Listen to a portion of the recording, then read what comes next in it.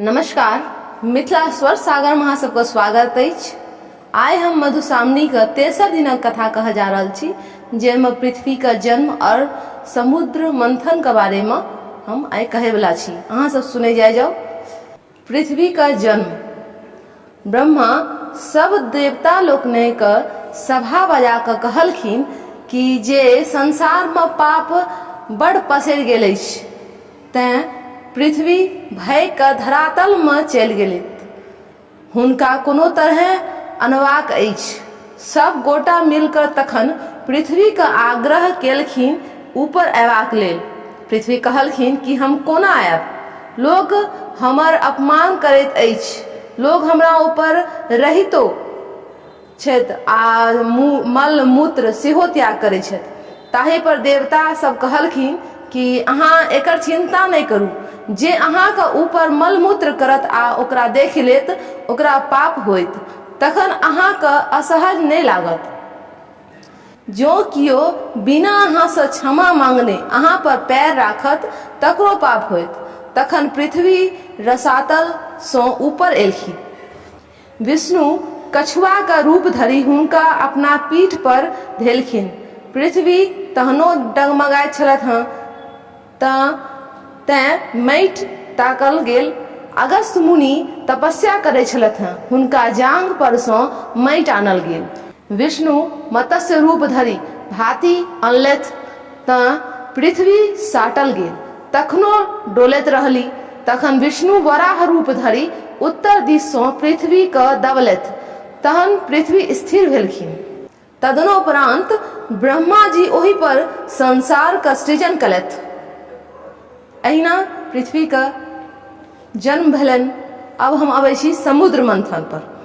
देवता सब अमर होबाक इच्छा सँ समुद्र मंथन के हेतु जाहि में दानव सभक सेहो मदद लेल जाय सँ विचार विमर्श कयलनि। सुमेरु पर्वत पर जमा भऽ गेलथि सब।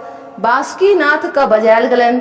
ओ मंदराचल पर्वत के अपना विशाल शरीर सँ लपेट उखाड़ि देलखिन आ देवता सब हुनका उठा समुद्र के कात अनलथि। मंदराचल मथनी आ बासुकी मथै वाला रस्सी आब आधार चाही, जाहि पर मंदराचल घूमता। ताहि लेल देवता आ दानव के अनुरोध पर कच्छप राज तैयार भेला।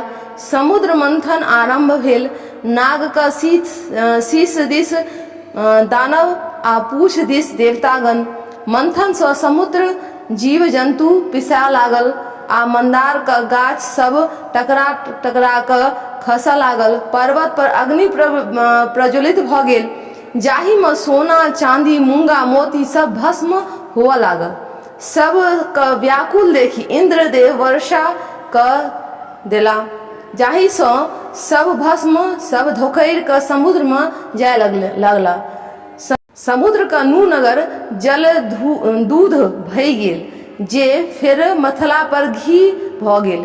धीरे धीरे समुद्र सँ लक्ष्मी सुरा उच्च श्रवा घोड़ा निकलला, जकरा चंद्रमा हथिया लेलथि। तत्पश्चात धनवंतरी अमृत लेने प्रकट भेलथि।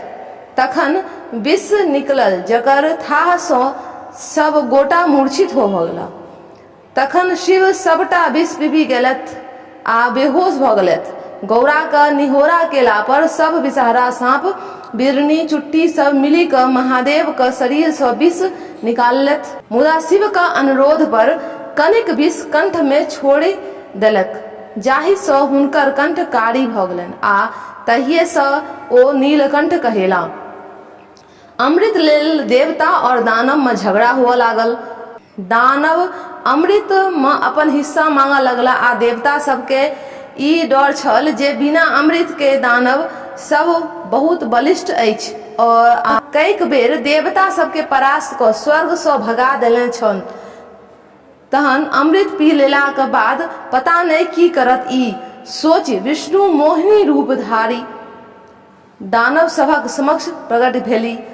मोहिनी सँ मोहित भ हुनका हाथ में अमृत दे असुर देवता सँ युद्ध करऽ लगला। एहि बीच मोहिनी अमृत सब देवता में बांटि देलखिन। ओहि देवता सबमे एकटा असुर राहु देवता का रूप धरि अमृत ग्रहण कर लागला। त सूर्य आ चंद्रमा हुनका चिन्ह गेलखिन आ विष्णु का कहि देलखिन। यावत ओकरा कंठ में अमृत जाय तावत विष्णु ओकर गर्दन काटि देलखिन। अमृत का स्पर्श से वो मरि नहीं सकल, किंतु दू भाग में विभक्त भ गेल, मुंड राहु आ धड़ केतु। तहिए से ओ सूर्य आ चंद्रमा का शत्रु भ गेल। तें अखनो धरि कहियो कहियो अमावस्या में सूर्य के आ पूर्णिमा में चंद्रमा के निगल जाय छथि। जँ ओकर धड़ कटल छै त सूर्य आ चंद्रमा फेर बाहर निकली जाय छथि। देवगण का अमृत पियोला के बाद विष्णु अस्त्र शस्त्र लय दानव सबके युद्ध में परास्त करी पाताल भगा देलखिन आ बचल अमृत इंद्र का जिम्मा राखि विश्वकर्मा का ओकर रहवार बना देलखिन। बासुकीनाथ जिनका समुद्र मंथन में अपार कष्ट भेलनि, हुनका वरदान देलखिन जे हुनका माय का श्राप नहीं लगतनि। ओ सपरिवार जनमेजय महाराज का सर्प यज्ञ में नहीं जरता। हुनकर भगनी आस्तिक मुनि हुनकर रक्षा करथिन। तहन ई भेल अहाँ का तेसर दिन का कथा। अब अहाँ का अगला वीडियो में 4 दिन का कथा कहब। अहाँ सबके नीक लागल हुए तो लाइक और शेयर अवश्य करे जाए जाओ। सुने ला अहाँ सबका बहुत बहुत धन्यवाद।